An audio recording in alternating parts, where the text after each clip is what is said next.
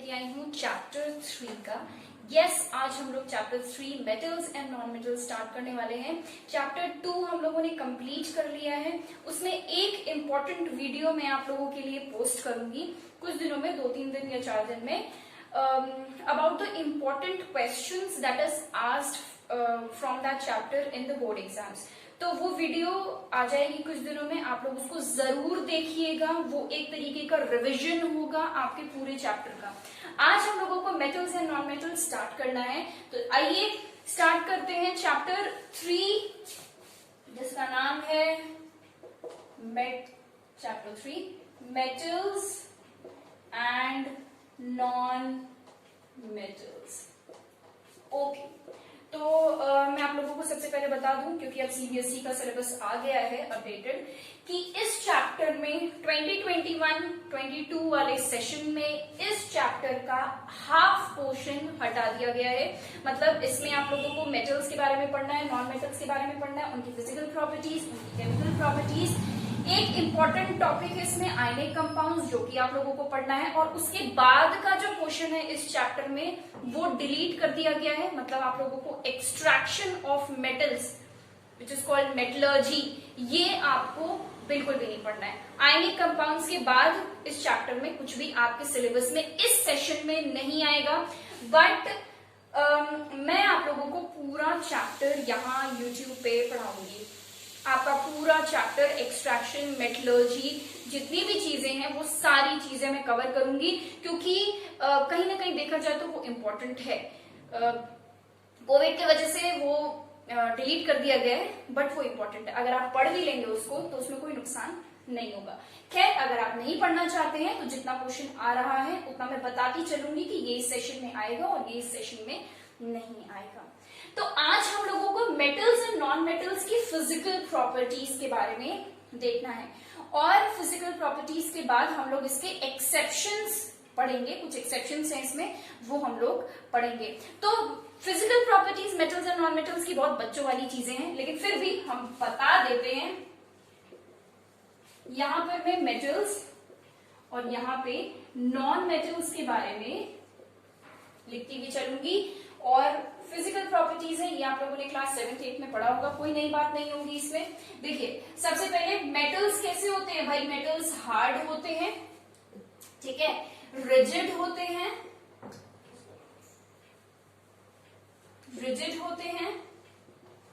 Hard, rigid मतलब ठोस, ठीक है।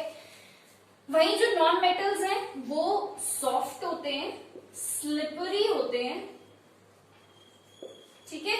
ये इतने हार्ड, नॉन मेटल्स इतने हार्ड या इतने स्ट्रॉन्ग नहीं होते, मेटल्स हार्ड और रिजिड होते हैं। नेक्स्ट, आपका मेटल्स जो है वो सॉलिड स्टेट में पाए जाते हैं, ठीक है। मैं शॉर्ट में लिख रही हूँ बिकॉज आप लोगों को ये सेंटेंस तो आप लोग फ्रेम कर ही सकते हो ना, metals are found in solid state, ये तो कोई बड़ी बात नहीं है, ठीक है। So metals are found in solid state. Non metals can be found in solid, liquid या फिर गैस, ठीक है। तीनों स्टेट्स में पाए जाते हैं नॉन मेटल्स, ठीक है। जैसे फॉर एग्जांपल सॉलिड में नॉन मेटल का आपका एग्जांपल हो जाएगा कार्बन, ठीक है। कार्बन सॉलिड स्टेट में पाया जाता है। एग्जांपल बता दे रही हूँ, लिक्विड स्टेट में एक नॉन मेटल जो कि लिक्विड स्टेट में पाया जाता है वो है आपका ब्रोमीन, ठीक है। गैसियस स्टेट में ऑक्सीजन, नाइट्रोजन, हाइड्रोजन। भाई गैसियस स्टेट का तो कोई गिनती ही नहीं है। तो ये सारे आपके नॉन मेटल्स ऐसे हैं जो कि सॉलिड, लिक्विड एंड गैसेस के फॉर्म में पाए जाते हैं। मेटल, भाई मेटल का कुछ भी, सोना, चांदी, लोहा, आयरन, कुछ भी आप सोच लो, एल्यूमिनियम, मैग्नीशियम, ठीक है, सिल्वर, तो सबके सब कौन से स्टेट में? सॉलिड स्टेट में। तो metals are generally found in solid state. Next देखो, एक आप लोगों ने मतलब बचपन से ये एक वर्ड सुना होगा, वो है मैलेबिलिटी, है ना। मैलेबिलिटी मतलब क्या है? मेटल्स क्या है? मैलेबल है, और मैलेबल का मतलब होता है इनको थिन शीट्स में, ठीक है, थिन शीट्स में बनाया जा सकता है। पतली पतली शीट्स इन मेटल्स की बनाई जा सकती है। नॉन मेटल्स में ऐसा नहीं होता है, इसलिए ये नॉन मैलेबल है। बहुत ही बेसिक चीजें हैं, कोई बड़ी बात यहाँ पे मैं नहीं बता रही हूँ, सिंपल सिंपल चीजें हैं। नेक्स्ट आपका होता है डक्टिलिटी, मतलब मेटल्स डक्टाइल होते हैं। डक्टाइल का मतलब क्या होता है? इनको पतली पतली तारों में ड्रॉ किया जाता है, ठीक है, थिन वायर्स, थिन वायर्स में इनको ड्रॉ किया जाता है। ठीक है, आप लोगों ने देखा होगा कि जितनी भी वायरिंग की जाती है वो किसकी की जाती है, कॉपर मेटल की। तो कॉपर क्या है, एक मेटल है, उसको हम बहुत पतला बना सकते हैं क्योंकि वो डक्टाइल है। ठीक है, उतना पतला आप किसी नॉन मेटल को नहीं बना पाओगे। लकड़ी क्या उतनी पतली बन सकती है, नहीं। क्या कार्बन से हम कुछ उतना पतला बना सकते हैं, नहीं। तो नॉन मेटल्स आपके नॉन डक्टाइल होते हैं। Okay, non ductile. कुछ और पॉइंट्स देख लो। देखो, मेटल्स की मेल्टिंग पॉइंट क्या होती है, हाई होती है, बहुत ज्यादा। ठीक है, बहुत ज्यादा हाई होती है। आप घर पे बैठ के लोहा नहीं पिघला सकते हो, है ना। कढ़ाई पे जब सब्जी बना रहे हो तो कढ़ाई नहीं पिघलती, क्यों, क्योंकि मेल्टिंग पॉइंट बहुत हाई है, बहुत ज्यादा टेम्परेचर आपको देना पड़ेगा टू मेल्ट अ मेटल। वहीं नॉन मेटल्स के केस में ऐसा कुछ नहीं है, नॉन मेटल्स आसानी से मेल्ट हो सकते हैं। ठीक है, तो यहां हो जाएगा मेल्टिंग पॉइंट इज लो। ठीक है भाई, मेल्टिंग पॉइंट हाई है तो बॉइलिंग पॉइंट भी हाई होगा, मेल्टिंग पॉइंट लो है तो बॉइलिंग पॉइंट भी लो होगा। आप सिर्फ मेल्टिंग लिख देंगे तो दैट इज अंडरस्टूड। नेक्स्ट देखो, मेटल्स को हम कहते हैं कि ये सोनरस होते हैं। ठीक है, सोनरस होते हैं और लस्ट्रस होते हैं। सोनरस का मतलब क्या होता है भाई, मंदिर में जाते हो घंटी बजाते हो, वो घंटा किसका होता है, मेटल का ही तो बना होता है। ठीक है, लोहे का बना होता है, पीतल का बना होगा मंदिर में जो घंटी बजती है ना।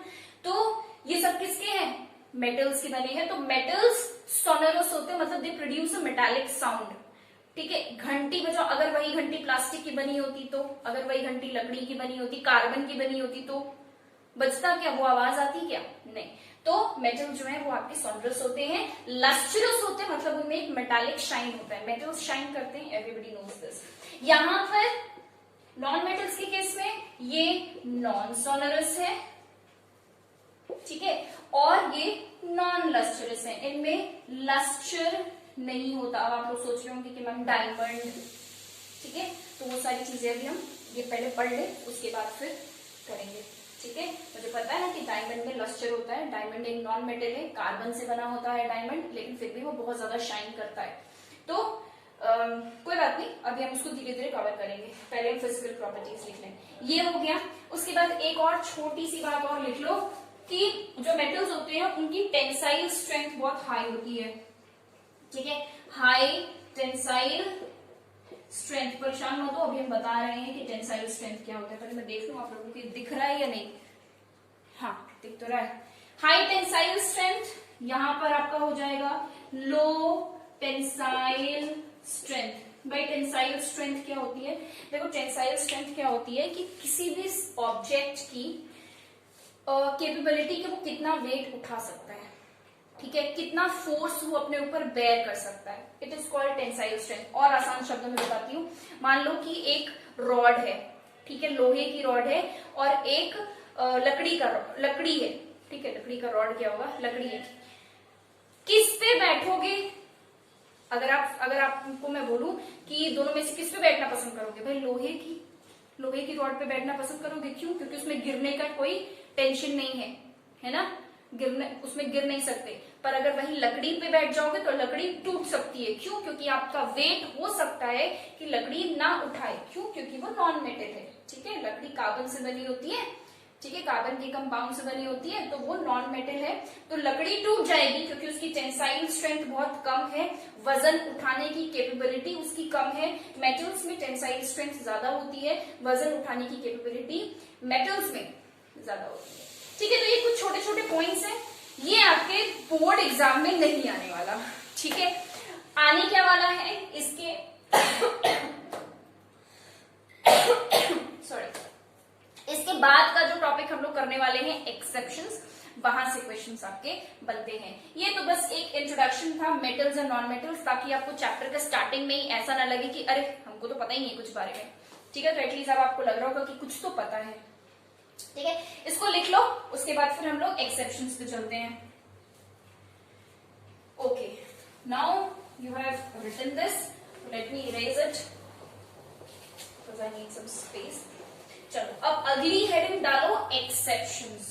यहां से आपका मेन चैप्टर जो है वो स्टार्ट हुआ। इसके पहले तो हमने बस आपको ज्ञान दिया है, ठीक है। चलो अगला जो टॉपिक है इट इज एक्सेप्शंस। एक्सेप्शंस मतलब अपवाद, ठीक है। एक्सेप्शंस मतलब अपवाद। देखो अभी हम लोगों ने पढ़ा था, क्या पढ़ा था कि सारे मेटल्स जो हैं वो आपके सॉलिड स्टेट में पाए जाते हैं। अभी हम लोगों ने सेकंड पॉइंट आई थिंक यही दिखाया था मैंने कि सारे मेटल्स आपके सॉलिड स्टेट में पाए जाते हैं, बट एक मेटल को छोड़ के all metals are found in solid state except one. Exception है ना, इसीलिए एक्सेप्ट वन। वो कौन है? मर्क्यूरी। पता होगा ये आप लोगों को, ठीक है। मर्क्यूरी लिखते रहो भाई। Mercury is the only metal which is found in which is found in liquid state, ठीक है। मर्क्यूरी कहाँ यूज किया जाता है? थर्मोमीटर में, ठीक है। मर्क्यूरी कहाँ यूज किया जाता है? थर्मोमीटर में। लिक्विड है, जैसे उसको हीट मिलता है वैसे वो रेज होता है, तो आप अपना टेम्परेचर चेक कर लेते हो। तो it is the only metal which is found in liquid state. अच्छा, एक और पॉइंट हम लोगों ने मेटल्स में लिखा, वो क्या लिखा कि metals are hard and rigid, बहुत मजबूत होते हैं मेटल्स, ठीक है। दो मेटल्स को छोड़ के, ठीक है। वो दो मेटल्स कौन कौन से हैं? सोडियम और पोटेशियम। वैसे लिथियम भी इसमें, आप लिथियम का भी नाम ले सकते हो, बट जनरली लिथियम को नहीं इंक्लूड करते हैं, हम सोडियम और पोटेशियम बोलते हैं, ठीक है।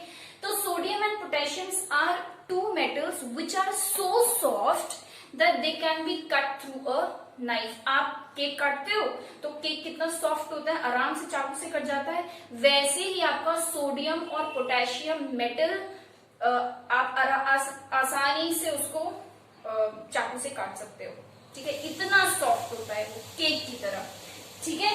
तो यहाँ पे एक और एक्सेप्शन हमारा आ गया कि भाई सोडियम एंड पोटेशियम कैन, ऐसे लिखते हैं, are so soft that they can be cut through a knife. आराम से आप उसको चाकू से काट सकते हो, वो इतना ज्यादा सॉफ्ट है। बाकी सारे मेटल्स हार्ड हैं, ठीक है। चलो थर्ड देखो, हमने एक और पॉइंट अभी लिखा था फिजिकल प्रॉपर्टीज। अगर आपने लिखा हुआ है तो जरा उसमें चेक करो। उसमें एक पॉइंट हम लोगों ने लिखा है कि metals have very high melting point, ठीक है। मतलब आप अपने घर में थोड़ा सा टेम्परेचर देके थोड़ा सा गर्म करके लोहा नहीं पिघला सकते हो, या कोई भी मेटल नहीं पिघला सकते। एल्यूमिनियम, मैग्नीशियम, आयरन, कोई भी मेटल अगर आपके घर में है तो आप नहीं पिघला पाओगे उसको। कितना भी घर में अगर आग भी लग जाएगी तो भी वो मेटल नहीं पिघलेगा, वैसा का वैसा रहेगा, क्योंकि उसको बहुत ज्यादा टेम्परेचर चाहिए। ये सारे मेटल्स के केस में होता है एक्सेप्ट टू। वो दो मेटल्स कौन कौन से हैं? गैलियम और सीजियम, ठीक है। गैलियम और सीजियम दो ऐसे मेटल्स हैं जो कि इतनी आसानी से पिघलाए जा सकते हैं कि अगर आप उसको अपने हथेली पे रखोगे तो आपकी हथेली पे ही पिघलना शुरू कर देगा, ठीक है। वो हथेली पे ही पिघलना शुरू कर देगा। मतलब आपका बॉडी का टेम्परेचर कितना होता है? 37 डिग्री सेल्सियस अप्रोक्सीमेटली। इतना temperature is sufficient to melt these two atoms, ठीक है। तो गैलियम और सीजियम ऐसे दो मेटल्स हैं जिनका मेल्टिंग पॉइंट बहुत कम है, ठीक है। मतलब आपका बॉडी का टेम्परेचर इज सफिशिएंट उनको पिघलाने के लिए। तो लिख लो इस पॉइंट को, gallium and caesium are two metals with very low melting point। MP लिख रही हूं मैं melting point को, शॉर्ट में हम MP लिख सकते हैं, ठीक है। that they can melt on the surface of our palm, ठीक है। हाथ की हथेली के सरफेस पे भी आपका गैलियम और सीजियम मेल्ट हो सकता है। फोर्थ पॉइंट इतना लिख लो, इतना लिख लिया। अब देखो एक पॉइंट हम लोगों ने लिखा है कि जो आपके नॉन मेटल्स होते हैं वो नॉन लस्ट्रस होते हैं, ठीक है। डायमंड, अगर आप लोग डायमंड के बारे में सोच रहे हो तो मैं आप लोगों को बता दूं कि डायमंड को पॉलिश किया जाता है, इतना ज्यादा पॉलिश किया जाता है कि वो शाइन करता है, ठीक है। तो यहाँ पर हम लस्ट्रस वाले एक्सेप्शन में हम डायमंड नहीं लिखते हैं, हम लिखते हैं आयोडीन। देखो हम लोगों ने क्या लिखा कि हम लोगों ने क्या पढ़ा था अभी थोड़ी देर पहले कि जितने भी नॉन मेटल्स हैं सारे नॉन मेटल नॉन लस्ट्रस होते हैं, मतलब उनमें कोई शाइन नहीं होता एक्सेप्ट वन, और वो कौन है? आयोडीन, ठीक है। आयोडीन एक ऐसा नॉन मेटल है जो कि बहुत अच्छा शाइन करता है, ठीक है, बहुत अच्छा शाइन करता है, उसमें लस्टर होता है। उसके अलावा बाकी सारे नॉन मेटल्स में लस्टर नहीं होता, ठीक है। तो आयोडीन ये लिख लो, ये एक एक्सेप्शन है, ठीक है। Iodine is the only non metal that has lustre, ठीक है। आयोडीन में बहुत ही अच्छा लस्टर होता है जबकि वो नॉन मेटल है। उसके बाद अगला देखो, अच्छा एक और चीज फिजिकल प्रॉपर्टीज में आप लोग ऐड कर लेना, वो ये है कि metals are very good conductor of electricity, बहुत बेसिक चीज है, ठीक है, मैं लिखाना भूल गई उसको। तो metals are very good conductor of electricity and heat, वही non metals are very poor conductor of electricity and heat. तो हम लोगों को पता है कि जो मेटल्स है वो बहुत अच्छे कंडक्टर है, एवरीबडी नोज दिस, ठीक है। तभी वायरिंग होती है मेटल्स की, ठीक है। कहीं पे करंट उतर जाता है तो हम मेटल को नहीं टच करते क्योंकि उसमें करंट उतर सकता है, ठीक है, उसमें करंट फ्लो हो सकता है। वही नॉन मेटल्स में ऐसा कोई केस नहीं होता। Non metals are very poor conductor of electricity except one, वो कौन है? ग्रेफाइट, ठीक है। तो ग्रेफाइट किसका बना होता है भाई? Graphite, graphite is made up of carbon, ठीक है। तो ग्रेफाइट ब्लैक कलर का होता है जो आपकी पेंसिल की लीड में लगा होता है, वही आपका ग्रेफाइट है, that is made up of carbon. तो graphite is the only non-metal which conducts electricity, ठीक है। तो ग्रेफाइट किससे बना है? कार्बन से बना है, और वो इलेक्ट्रिसिटी को कंडक्ट कर सकता है, ठीक है। तो ये हो गया आपके कुछ एक्सेप्शंस, लिख लो इसको इतना। डायमंड के बारे में आप, मैं लिखवा नहीं रही हूँ डायमंड, बिकॉज डायमंड वाला इतना पूछा नहीं जाता है, बट हाँ डायमंड वाले में आप एक और पॉइंट यहाँ पर ऐड कर सकते हो, वो ये है कि हमने ये पढ़ा है कि नॉन मेटल्स जनरली सॉफ्ट होते हैं, ठीक है। लिख लो इसको, कोई दिक्कत नहीं है, ठीक है। नॉन मेटल्स क्या होते हैं? सॉफ्ट होते हैं, लिखा हम लोगों ने अभी। स्लिपरी होते हैं, बहुत हार्ड नहीं होते। पर diamond is the hardest known substance. इस पूरे यूनिवर्स में डायमंड से ज्यादा हार्ड कुछ नहीं है, आप डायमंड को नहीं तोड़ सकते, ठीक है। आप डायमंड को आसानी से नहीं तोड़ सकते, लोहा वगैरह सब उसके सामने फेल है, सारे मेटल्स उसके सामने फेल है, ठीक है। तो डायमंड, डायमंड किससे बना है? कार्बन से, ठीक है। तो diamond is a non-metal which is the